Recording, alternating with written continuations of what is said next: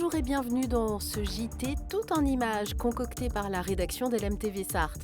Au sommaire de ce vendredi, une polémique entre opposition et majorité du Mans Métropole autour d'arbres abattus, l'inauguration d'une maison du projet au cœur des Sablons, nous vous dirons tout sur ce lieu, et puis on termine ces vacances d'hiver avec une initiation au patinage, ambiance dépaysante garantie au City Glass du Mans. Au Mans, les élus écologistes dénoncent l'abattage de vieux chênes et d'acacias en raison des travaux d'aménagement de l'hippodrome.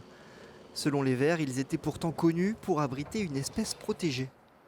Lors de la création du boulevard Nature, il avait été identifié que dans les haies qui sont derrière nous se trouvaient des grands capricornes, qui est une espèce d'insecte qui vit dans les vieux bois, qui est une espèce en voie de disparition, qui est donc protégée, qui ne peut pas être détruite et dont on n'a pas le droit réglementairement de détruire les habitats.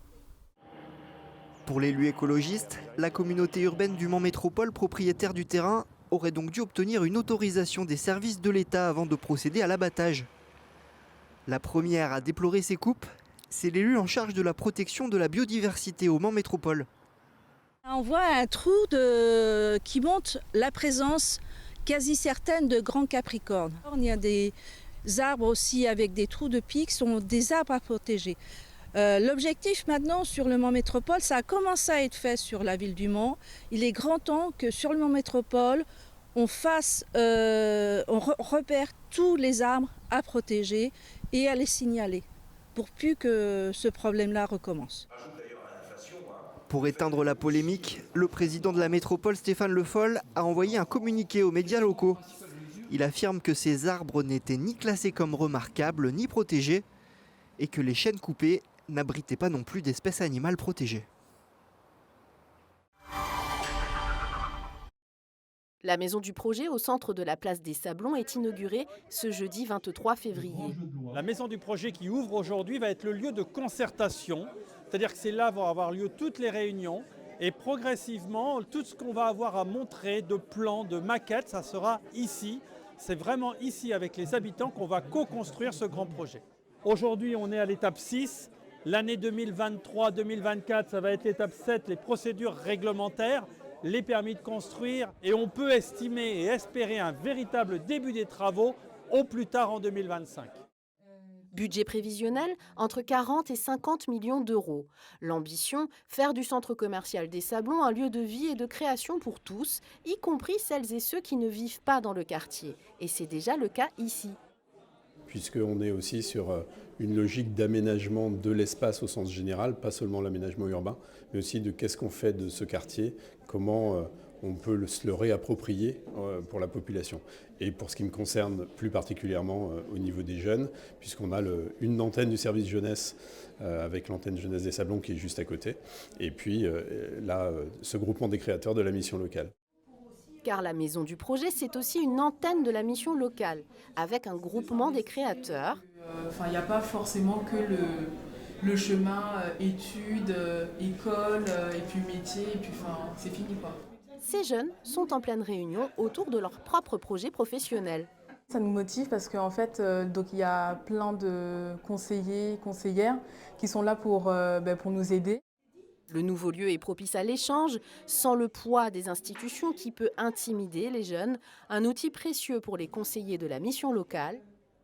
Et donc d'avoir la possibilité de nous parler des projets qu'ils peuvent avoir en bas de leur immeuble, au niveau du centre, de l'espace jeunesse ou du centre social qu'il y a dans le quartier, d'avoir la possibilité même de se déplacer, d'aller avec lui, de voir s'il envisage des projets dans le quartier, de pouvoir même l'accompagner physiquement sur le terrain.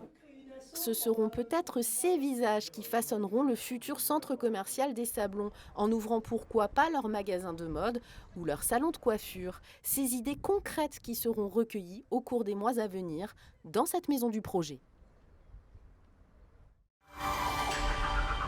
Ce vendredi, l'indice de qualité de l'air était dégradé dans le sud Sarthe et mauvais à la frontière avec l'Indre-et-Loire et le Maine-et-Loire. En cause, un vent de nord-est responsable d'un import de particules fines.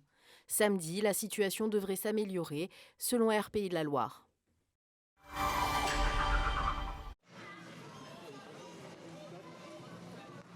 Tenir debout n'est pas facile pour ces enfants, et pourtant, la chute se fait rare.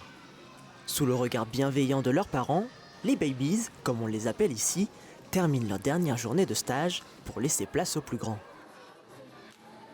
Je viens ici assez souvent parce que j'ai l'habitude, j'ai des amis qui font du hockey. Ce qui me plaît, c'est apprendre des figures. De toute façon, on verra ça sur la glace. Comme Adrien, près de 150 enfants entre 4 et 14 ans ont pu venir patiner lors des stages d'initiation pendant ces vacances d'hiver au City Glace du Mans. L'idée de la patinoire, c'est que les gens viennent effectivement et s'amusent.